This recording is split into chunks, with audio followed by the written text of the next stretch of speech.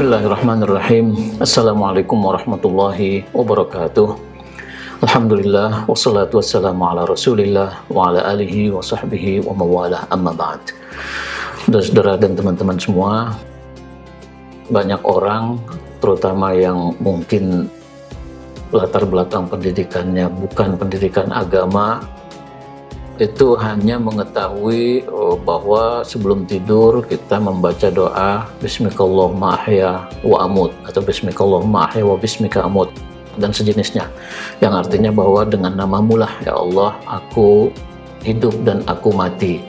Hanya itu bukan berarti tidak baik sebetulnya. Memang hadis Nabi juga menyebutkan itu salah satu doa yang patut kita biasakan baca sebelum kita beranjak tidur.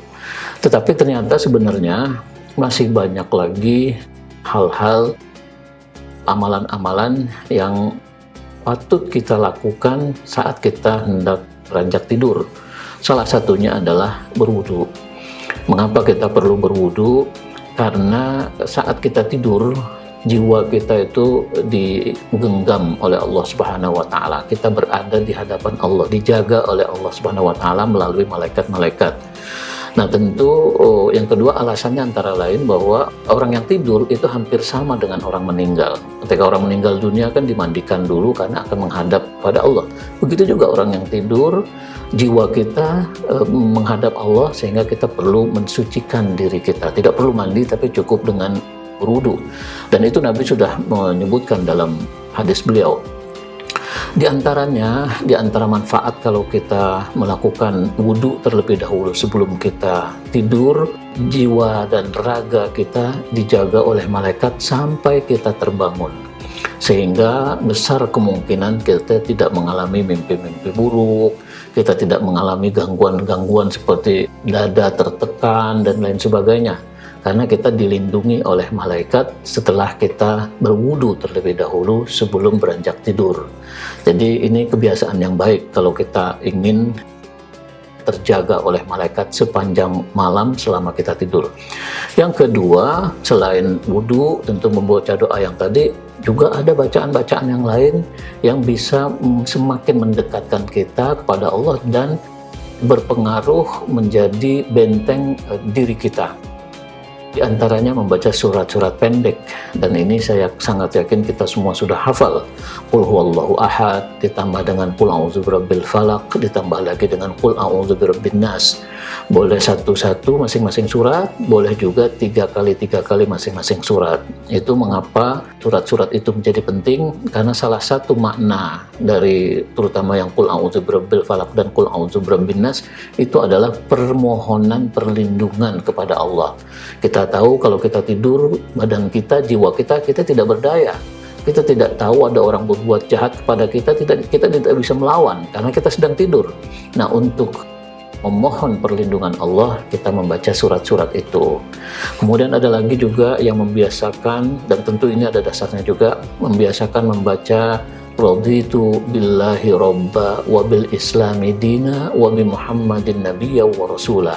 Artinya saya rela agama Islam sebagai agama pilihan saya, kemudian saya rela Allah sebagai Tuhan saya juga rela sepenuhnya menerima sepenuhnya Nabi Muhammad sebagai Rasul terakhir, Nabi terakhir.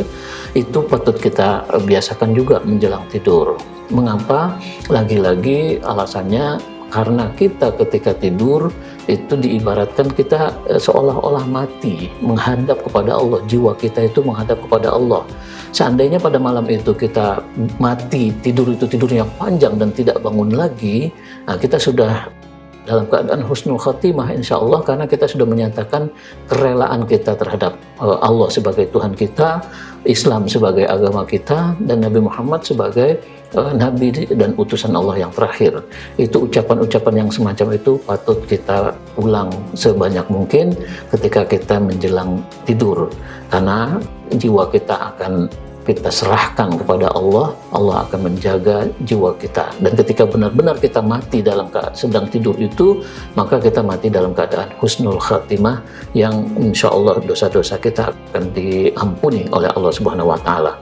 Masih ada bacaan lain yang juga perlu kita baca atau kita ulangi pada saat kita hendak tidur. Di antaranya adalah ayat kursi. Ada hadis yang menyebutkan bahwa fadilahnya juga cukup besar. Selain dijaga oleh Allah, ayat kursi itu semakin akan menguatkan, memantapkan keimanan kita kepada Allah. Dan ayat kursi tidak panjang sebenarnya. Kalau setiap malam menjelang tidur kita biasakan membaca ayat kursi, selain akan terlindungi oleh Allah Subhanahu wa taala, itu juga akan semakin menambah keimanan kita. Karena boleh jadi dalam perjalanan kita seharian kerja atau berinteraksi dengan orang lain, kita mengalami penurunan keimanan kita. Nah, supaya keimanan kita bisa naik kembali, stabil kembali, kita bacalah ayat pendek itu, yaitu ayat kursi yang terdapat di dalam surat Al-Baqarah, sehingga besok dan hari-hari berikutnya keimanan kita benar-benar akan terus terjaga. Mudah-mudahan yang sedikit ini bermanfaat untuk kita semua. Terima kasih. Wassalamualaikum warahmatullahi wabarakatuh.